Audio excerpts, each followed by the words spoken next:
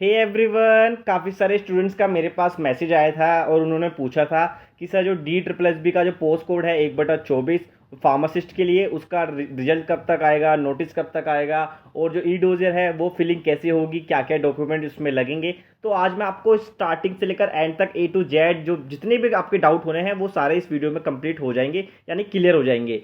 तो आप सबने ये नोटिस तो देख लिया होगा, काफ़ी सारे यूट्यूबर्स ने पहले ही ऑलरेडी अपलोड कर दिया है। तो आज के लिए जो आपका अपडेट है वो मैं आपको बता देता हूँ। तो यहाँ पर जो हमारा पोस्ट कोड था वो मैं आपको दिखा देता हूँ। देखो, ये पोस्ट कोड था 1/24 फार्मासिस्ट के लिए, और इसका जो एग्ज़ाम हुआ था वो 5, 6, 7 को हुआ था। मैंने भी एग्ज़ाम दिया था। मैं खुद दिल्ली का ओबीसी हूँ और मैं भी रिजल्ट के लिए वेट कर रहा हूँ। लेकिन मैंने इसके बारे में इतनी ज़्यादा इन्फॉर्मेशन गैदर कर ली है कि आपको कोई भी डाउट होगा तो आप मुझसे डायरेक्टली पूछ सकते हो कमेंट सेक्शन में। तो यहाँ पर जो रिजल्ट की डेट है वो आप देख सकते हो, वो है 15/12, यानी अगले महीने की 15 तारीख को इसका रिजल्ट, जो फाइनल रिजल्ट है, वो आ जाएगा। लेकिन अब मैं आपको कैसे बता रहा हूँ, ये बात आपको कैसे मतलब कंफर्म कैसे होगी कि इसका उसी दिन आ जाएगा। तो ये देखो, यहाँ पर एक और रिजल्ट आया है जो अभी अभी रिसेंट जो एक नोटिस आया है वो मैं आपको दिखा दूंगा अभी। देखो, यहाँ पर लैब असिस्टेंट ग्रेड 4 के लिए, लैब असिस्टेंट जो ग्रेड 4 है ना, उसके लिए देखो यहाँ पर एक नोटिस आया हुआ है, और इसमें भी सेम चीज़ मेंशन की हुई है उन्होंने। आप देखोगे, इसका जो एडवर्टीजमेंट नंबर है, यानी मतलब इसकी जो रिजल्ट डे है वो है 15/12/2025, यानी जिस दिन अपना फार्मासिस्ट का रिजल्ट आएगा उसी दिन इसका भी रिजल्ट आने वाला है, यानी फाइनल रिजल्ट। पहले एक प्रोविजनल रिजल्ट आता है, यानी ई डोजर का नोटिस आता है, उसके बाद फाइनल रिजल्ट आता है। तो इसका मैं आपको नोटिस दिखा देता हूँ। इसका नोटिस देखो, ये रहा। ये 7 तारीख को आया था, ये 7 तारीख को उसका नोटिस आया था। तो यहाँ पर नोटिस में क्या आया था, इसका नोटिस ये रिलीज हो गया ई डोजियर के लिए, the calling for E dossier. तो इन्होंने ई डोजियर अपना रिलीज कर दिया है। अब स्टूडेंट क्या करेंगे, अपने डॉक्यूमेंट्स वहाँ पर जाकर अपलोड करेंगे। 10 से 12 दिन का टाइम मिलता है। उसके बाद इनका 15 तारीख को रिजल्ट आ जाएगा। जब इनका, आपने उस नोटिस में देखा था, इनका जो रिजल्ट था वो भी अपनी सेम डेट को था। तो इनका 7 तारीख को आया है, तो आप ज़्यादा से ज़्यादा मान लो अपना 10 तारीख को, 11, 12, यानी 3 से 4 दिन में अपना ई डोजर आने वाला है। तो अपने डॉक्यूमेंट्स आप रेडी कर लो, क्योंकि आप यकीन नहीं करोगे, मैंने इतनी ज़्यादा रिसर्च करी है, इतने ज़्यादा बच्चे ई डोजर में भी निकल जाते हैं। बहुत सारी गलतियाँ होती हैं।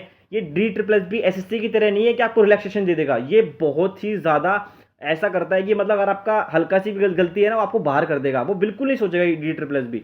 ये मैंने बहुत सारी चीज़ें मैंने अपने आप देख ली हैं। मेरे घर के पास में ही D triple S B office है, तो मैं जाता रहता हूँ, वहाँ बात होती रहती है मेरी। तो ये तो बात हो गई नोटिस की, आपका रिजल्ट कब तक आएगा। और रिजल्ट तो आ जाएगा अपना उसी टाइम, यानी 15 तारीख, 15 को ही आएगा जो फाइनल रिजल्ट होगा। लेकिन अपना ई डोजर अपना 3-4 दिन में आने वाला है। जब अपना ई डोजर का नोटिस आ जाएगा तो उसके बाद क्या होगा, हम सबके पोर्टल पे ना लिखाएगा कि आप एलिजिबल हो या नहीं हो, आप क्वालिफाई कर चुके हो या नहीं कर चुके हो। तो आप, अगर आप क्वालिफाई कर लोगे तो आपको, आपके सामने कैसे विंडो खुली होगी, उसमें आपको अपने डॉक्यूमेंट्स अपलोड करने होंगे। यहाँ पर डॉक्यूमेंट्स ऐसे ही अपलोड करने पड़ते हैं। यहाँ पर साइज देख लेना आप अभी। तो वैसे जब इसका जो मेन रिजल्ट आ जाएगा उसके बाद मैं प्रॉपर वीडियो लाऊंगा कि आपको कैसे ई डोजर फिल करना है, क्या क्या गलतियाँ नहीं करनी है, क्या क्या स्टेप फर्दर आपको प्रोसीड करने हैं। तो डॉक्यूमेंट्स के बारे में बात कर लेते हैं, जहाँ पर सबसे ज़्यादा गलतियाँ होती हैं। तो देखो, 10th की मार्कशीट सबके पास होगी होगी 12th की मार्कशीट सबके पास होगी। डिग्री सर्टिफिकेट, यहाँ पर डिप्लोमा वाला एलिजिबल नहीं था, तो आपकी डिग्री आपके पास होनी चाहिए। प्रोविजनल डिग्री भी है तो कोई दिक्कत नहीं, चल जाएगी। उसके बाद आपके सिग्नेचर आपको वहाँ अपलोड करने होंगे, मैंने आपको दिखा भी दिया है। उसके बाद आपका आधार कार्ड मैंडेटरी नहीं होता है, फिर भी अपलोड कर देना। थंब इम्प्रेशन हो गया आपका। उसके बाद कास्ट सर्टिफिकेट हो गया। देखो, सबसे ज़्यादा जो पंगा होता है वो कास्ट सर्टिफिकेट में होता है। अब मैं ये क्यों कह रहा हूँ, मैं आपको बता देता हूँ। देखो, जो जर्नल होता है उनको तो भाई चाहिए नहीं सी कास्ट सर्टिफिकेट, और जो एससी होते हैं, एसटी होते हैं, ओबीसी होते हैं, तो इन सबको चाहिए होता है। अब जो ओबीसी वाले होते हैं, सबसे ज़्यादा पंगा इन्हीं का होता है, ओबीसी वाले। ठीक है। अब जो ओबीसी वाले हैं, इनका पंगा क्यों होता है, मैं अभी एक नर्सिंग ग्रुप है, यानी बीएससी नर्सिंग का जो एग्ज़ाम हुआ था, तो उस ग्रुप में मैं ऐड हूँ अभी। तो उसमें ना कम से कम 400 वैकेंसी थी, उसमें 200 बच्चों को लटका रखा है अभी भी, क्योंकि उनके पास ओबीसी एनसीएल नहीं था। ये मान लो कि ओबीसी एनसीएल मैंडेटरी है, ओबीसी जो कैटेगरी लेना चाहते हैं। और ओबीसी भी काफ़ी तरीके के होते हैं। तो जिस ओबीसी के साइड में, ओबीसी सर्टिफिकेट के साइड में दिल्ली लिखा हो, सिर्फ वही ओबीसी वैलिड होगा। सेंट्रल का वैलिड नहीं होगा, ना उसका एनसीएल वैलिड होगा, ना आपका कोई पुराना वाला सर्टिफिकेट वैलिड होगा। जो ओरिजिनल है, जो ई डिस्ट्रिक्ट अप्रूव करती है, वही आपका वैलिड होने वाला है। और ये जो आपके डॉक्यूमेंट्स होने चाहिए सारे के सारे, ईडब्ल्यूएस वाले, ईडब्ल्यूएस का सर्टिफिकेट है, ओबीसी सर्टिफिकेट है, एनसीएल सर्टिफिकेट है, तो ये सारे डॉक्यूमेंट्स आपके कट ऑफ डेट से पहले होनी चाहिए। कट ऑफ डेट, ये अगर आपको नहीं समझ में आ रहा तो मैं आपको बता देता हूँ। जब हमने सन 2024 में जब हमने जब हमने फॉर्म फिल किया था, तो लास्ट डेट थी उस फॉर्म फिल करने की, वही कट ऑफ डेट होती है। यानी उससे पहले के आपके सारे डॉक्यूमेंट होने चाहिए, उसके बाद के आपके एक भी डॉक्यूमेंट नहीं चलने वाला है। आप यकीन नहीं करोगे, 7 से 8 महीने हो चुके हैं, और जो नर्सिंग वाले हैं, बीएससी नर्सिंग वाले, उनको अभी भी पेंडिंग कर रखा है। उनको किसी को भी अप्रूव नहीं किया है जिसके पास एनसीएल सर्टिफिकेट नहीं था।